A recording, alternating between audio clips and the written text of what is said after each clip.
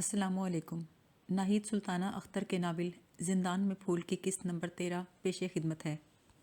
میں نے کہا، ڈاکٹر صاحب، اول تو میں شادی کروں گی نہیں، اور اگر کبھی کی تو ایسے آدمی سے کروں گی جو میرے زخموں پہ مرہم رکھ سکے، جو اتنا وسیع القلب ہو کہ مجھے اس شرط کے ساتھ قبول کرے کہ زندگی بھر میری پہلی ترجیح بھیا اور فرحین ہوا کریں گے، اور ایسا آدمی آپ کے علاوہ کوئی اور نہیں ہو سکتا۔ انہوں نے چونک کر مجھے دیکھا اور اپنی کرسی پر سنبھل کر بیٹھے۔ بولے، یہ ممکن نہیں ہے زری، میں شادی نہ کرنے کا فیصلہ کر چکا ہوں۔ آپ خود ہی تو کہتے ہیں کہ فیصلوں میں لچک ہونی چاہیے۔ ہاں، لیکن اگر میں اپنے فیصلے میں لچک پیدا کر بھی لوں تو تمہارے بارے میں نہیں سوچ سکتا۔ لیکن کیوں؟ کیونکہ تمہاری اور میری عمر میں بہت فرق ہے۔ لیکن میرے لیے یہ فرق قطعی غیر اہم ہے۔ میں سائڈ ٹیبل سے اٹھ کر ان کے قدموں میں جا بیٹھی اور بولی، مجھے تحفظ چاہیے ڈاکٹر صاحب، یقین جانیے، بھیا کے لیے، فرحین کے لیے اور اپنے لیے بھی، اور ہمیں یہ تحفظ صرف آپ دے سکتے ہیں۔ میں نے ان کا ہاتھ اپنے ہاتھوں میں لے لیا اور آنکھوں سے لگا کر کہا، مجھے آپ سے محبت ہے۔ کتنی عجیب بات ہے، جس شخص کے بارے میں بھیا کو یقین دہانی کرا رہی تھی کہ اگر اس نے بھیا کی عدم موجودگی کا فائدہ اٹھانے کی کوشش کی تو اپنا دفاع کروں گی، اب خود رات گئے اس کا ہاتھ اپنی آنکھوں سے لگائے اظہار محبت کر رہی تھی۔ ڈاکٹر شعیب خلوص اور شرافت کا ایسا پیکر تھے کہ انسان ان سے محبت کیے بنا نہیں رہ سکتا تھا۔ وہ ایک فرشتہ صفت انسان تھے۔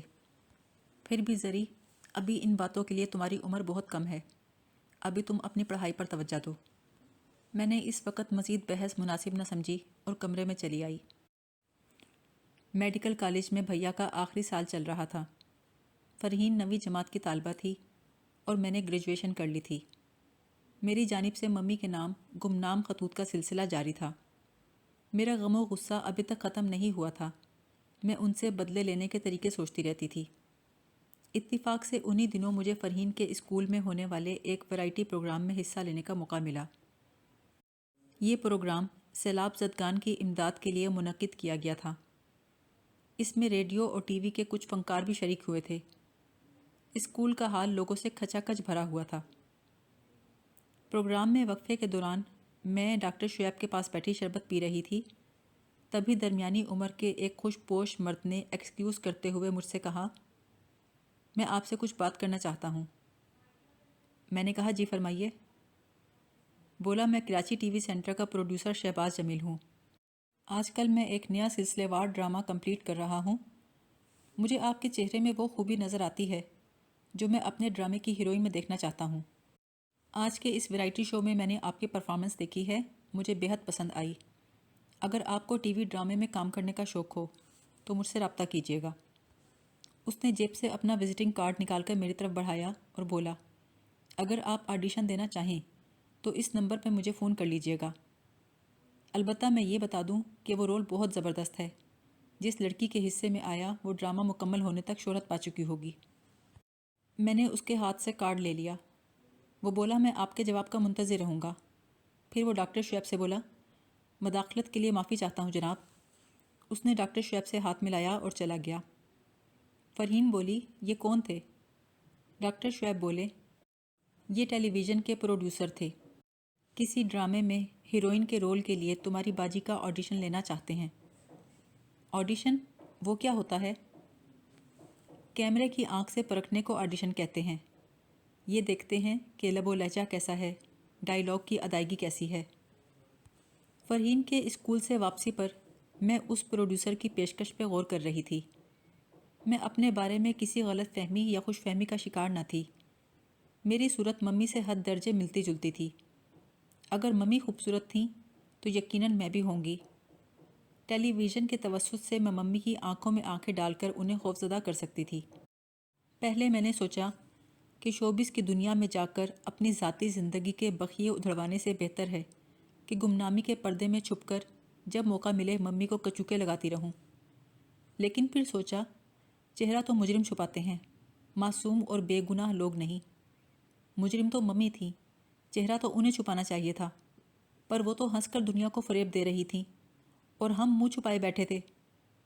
میں نے دل ہی دل میں شہباز جمیل کی پیشکش قبول کرنے کا فیصلہ کر لیا اور ڈاکٹر شعیب سے پوچھا، آپ کا کیا خیال ہے، میں آڈیشن دے دوں؟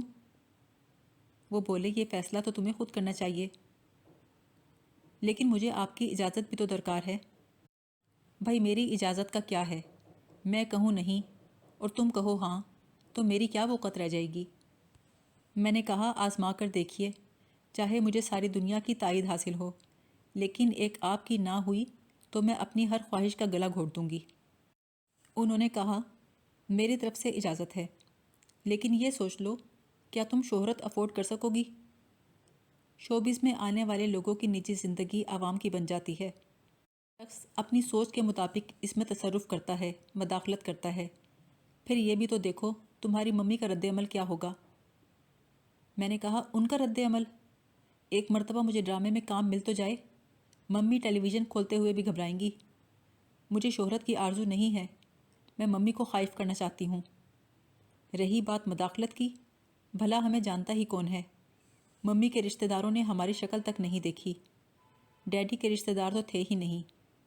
اگر شوبز میں آنے کے بعد میرا پس منظر سامنے آ بھی گیا تو یہ ہوگا کہ میرے والدین ایک کار ایکسیڈنٹ میں انتقال کر گئے ہیں، میرا ایک بھائی ہے اور ایک بہن ہے، اور آپ ہمارے سرپرست ہیں۔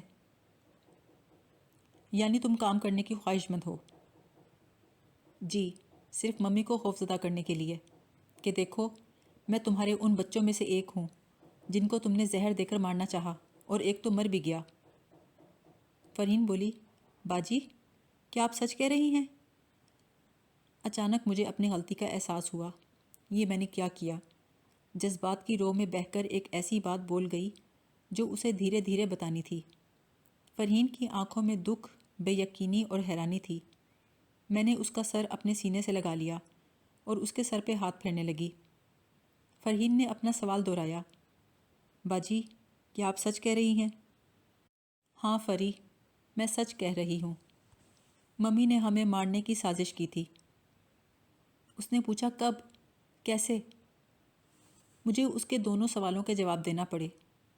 اپنی ذرا سی غلطی کی وجہ سے یہ سب قبل از وقت اور عجلت میں اسے بتانا پڑ رہا تھا۔ وہ آنکھیں پھاڑے سن رہی تھی۔ اس کے چہرے پہ پہلے کون سی خوشی تھی اور اب تو اداسی کے ڈھیر لگ گئے تھے۔ اگلے روز بھیا ویکینڈ پر آ گئے۔ میں نے بتایا کہ میں ایک ڈرامے میں کام کرنے کے لیے آڈیشن دینے والی ہوں۔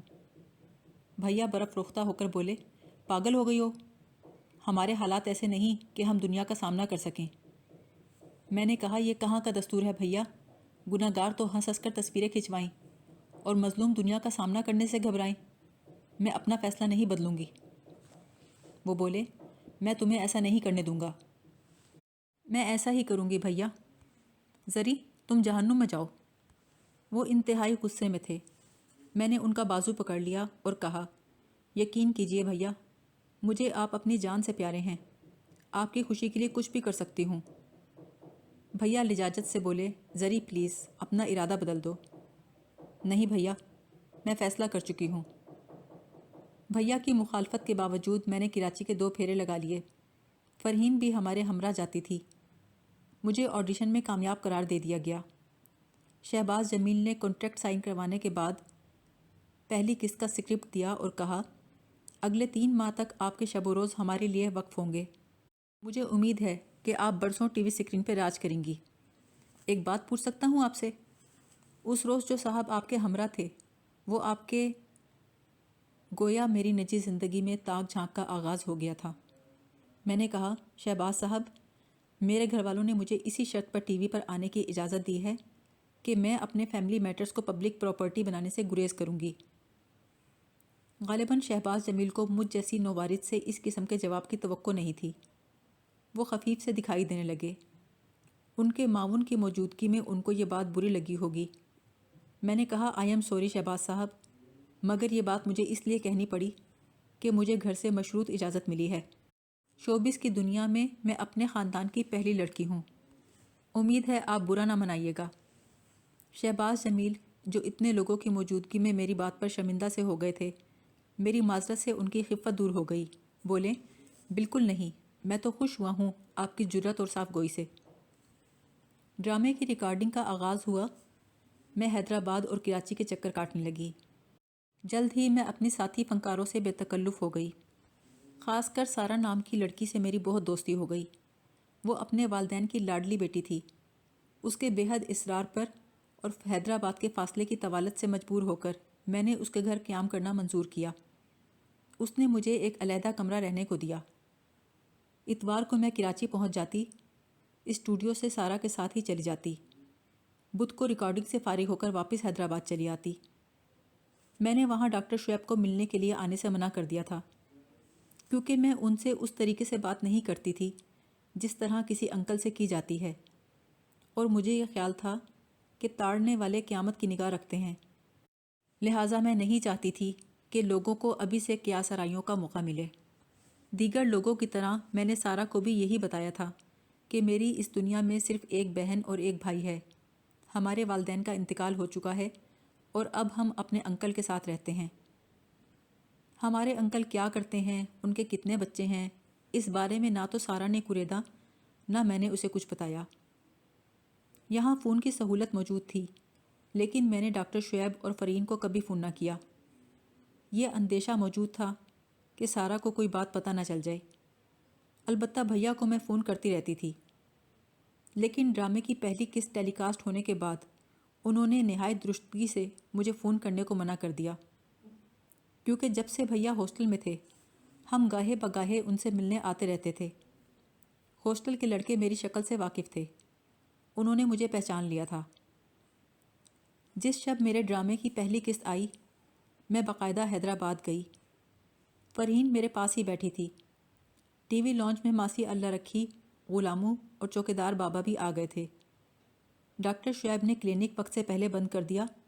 پھر جب اناؤنسر نے اعلان کیا آج ہم نئے سلسلے وار ڈرامہ سیریل آگ میں پھول کی پہلی قسط پیش کر رہے ہیں، تو میرا دل تیز دھڑکنے لگا۔ اس ڈرامے کی ہیروئن ایک ایسی لڑکی تھی جو ستیلی ماں کے مظالم سے تنگ آ کر ایک روز اپنے گھر سے بھاگ جاتی ہے اور ایک امیر کبیر بزنس مین کی گاڑی کی زد میں آ کر زخمی ہو جاتی ہے۔ کمرے میں موجود سب لوگ بڑے غور سے ڈرامہ دیکھ رہے تھے۔ ڈرامہ ختم ہوا تو ڈاکٹر شعیب بولے، مبارک ہو، تم نے بہت اچھی پرفارمنس دی ہے۔ فرحین کی آنکھوں میں بہت فخر تھا۔ اللہ رکھی نے پوچھا، زری بی بی اب اگلے ہفتے بھی آؤ گی ڈرامے میں؟ میں نے کہا، ہاں ماسی، 3 مہینے تک ہر ہفتے یہ ڈرامہ چلے گا۔ غلامو بولا، بڑا اچھا کام کیا ہے جی آپ نے۔ ڈاکٹر شعیب کے ہاں سوائے اللہ رکھی کے کسی کو ہماری حقیقت معلوم نہ تھی۔